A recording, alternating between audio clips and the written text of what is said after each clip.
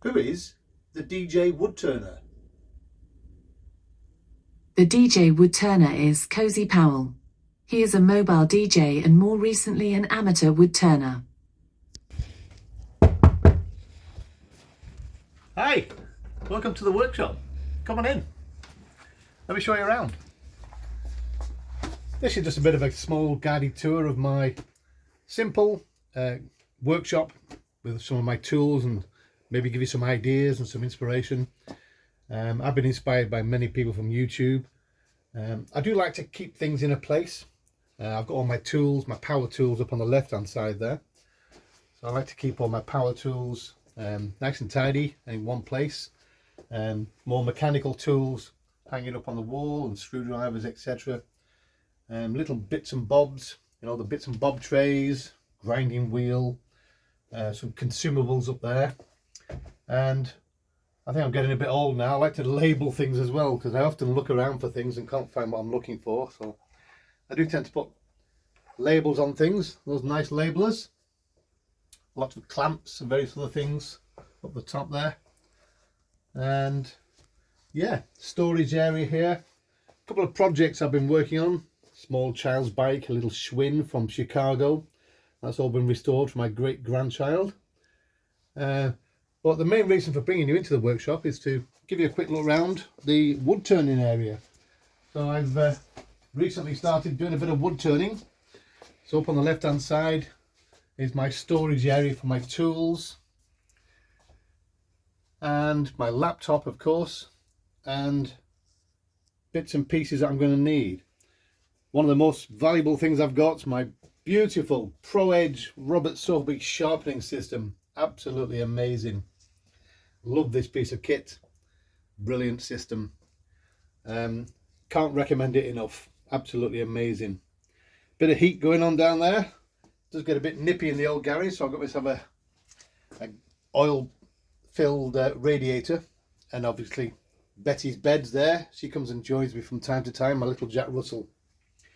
Now here we have the lathe, just a little Axminster AW305. It's only a small one, but it's variable speed control. I've turned quite a number of things on it so far.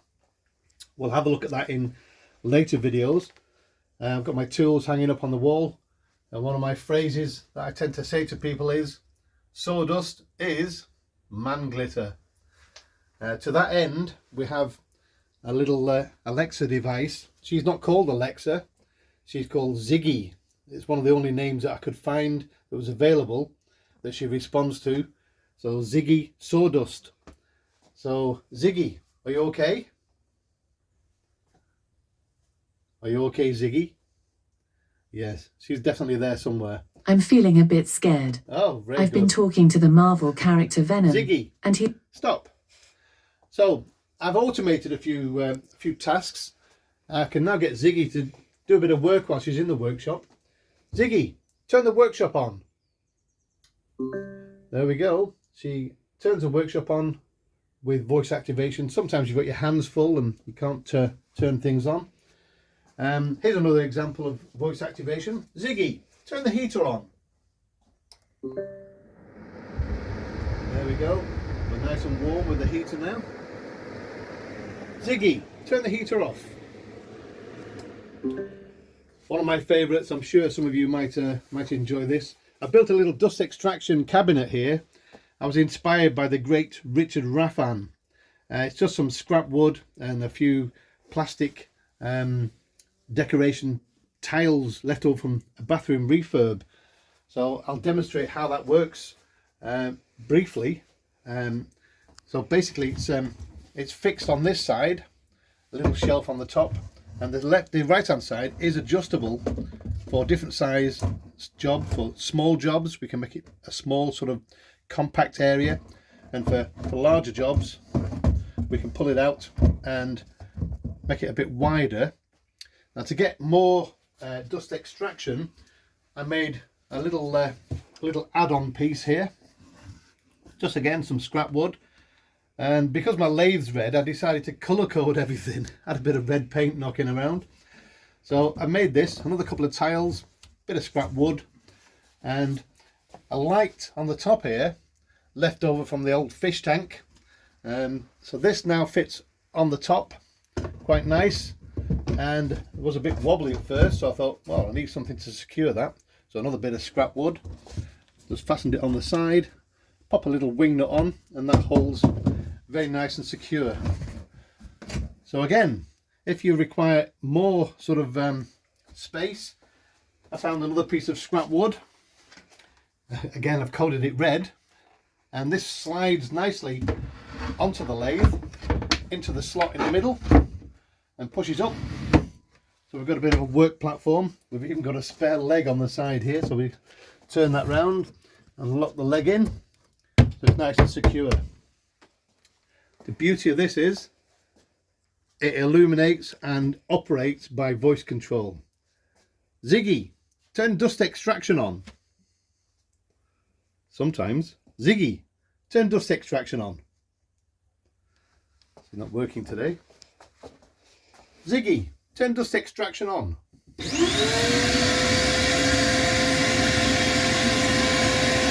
she is. Ziggy, turn dust extraction off. She's normally compliant, but you know what these Alexa devices are like.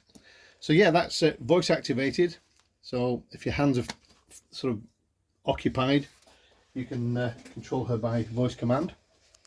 Again, this comes off nice and simply. Just twist that. Bit of a locking nut there. Slide that off and store that out the way. The end stock goes over there on a little drop in. There was actually a hole in my workbench, and I thought, well, how can I use that? Obviously, it comes in very handy. Again, inspired by the great Richard Raffan. That fits nicely on the end there. Again, it's nice to have all your tools in a good place. The most important thing of all is to be happy when you're wood turning. I'm a bit of a fan of Aldi and Lidl tools. There are quite a number of guys already demoing Aldi and Lidl tools. I'm a big fan of both of these. I am leaning towards Parkside tools quite a bit. They're very good quality and not over expensive. So yeah, I've also put down some flooring. Trying to hoover up wood shavings and sawdust was a bit of a nightmare, so I got these tiles, interlocking tiles with no spaces. These came from Screwfix, so pretty good, well recommended, and much easier to hoover up, as did the vacuum cleaner. The vacuum cleaner came from Screwfix. Very powerful, very efficient, and highly recommended. Again, some storage areas, bits of small wood for turning things like snowmen, or for some accessories for arms and legs, etc. Some slightly bigger pieces for turning the actual snowmen themselves, and been donated some nice oak from my brother, who's a carpenter. Again, we can make some apples and some pears and various other things out of the oak. They're very hard wood indeed. Some bigger chunks of wood underneath there. Again, there's a failed project there. It's a bit of purple heart. That was a tough project. Turned out really nice, but I had a bit of a dilemma with that one. Had a bit of an incident with that, and it broke. But again, it's all a learning curve. So that's just been a bit of a whistle-stop tour of my workshop. Hopefully you've enjoyed that, and you might have been inspired as I am. Thanks for watching. See you next time. Bye for now.